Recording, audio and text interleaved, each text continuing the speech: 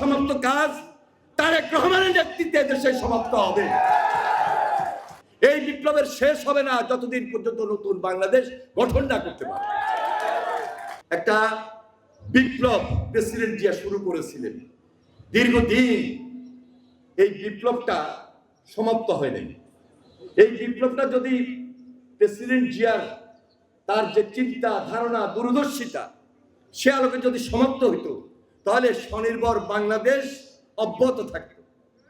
বাধাগ্রস্ত হয়েছে। এখন খাল খনন করতে যাই, খালের মাঝখানে দোকান গড়ে উঠেছে, খালের মাঝখানে বাড়িঘর গড়ে উঠেছে।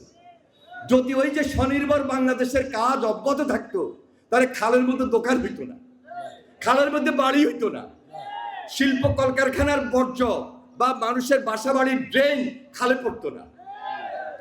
চর্চা নাই, এখন চর্চা শুরু হয়েছে। তার মানে অসমাপ্ত কাজ তারেক রহমানের নেতৃত্বে দেশে সমাপ্ত হবে।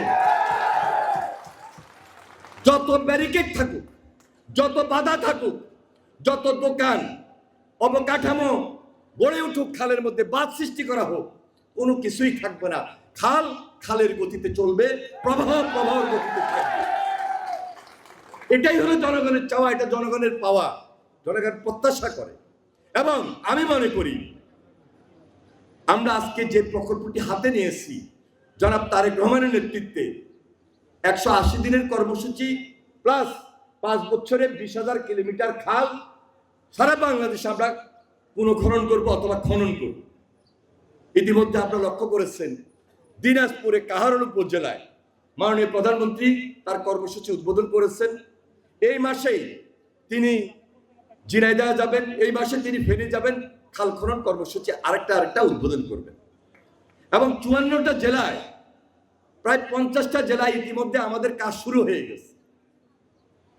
আমরা আমাদের মন্ত্রী সাহেবরা, এমপি সাহেবরা, প্রতিমন্ত্রী সাহেবরা বিভিন্ন জায়গায় বিভিন্ন এলাকায় এই কর্মসূচি অব্যাহত রেখেছেন। কারণ এটা তো আরেকটা বিপ্লব। এই বিপ্লবটা হাতে নিয়েছেন নতুন ভাবে তারেক রহমান। এই বিপ্লবের শেষ হবে না যতদিন পর্যন্ত নতুন বাংলাদেশ গঠন না করতে পারে। এটা করতেই হবে, কারণ মানুষ আমাদেরকে তো ভোট দিয়েছে এই প্রতিশ্রুতি দেওয়ার কারণে, এই অঙ্গীকার ব্যক্ত করার কারণে।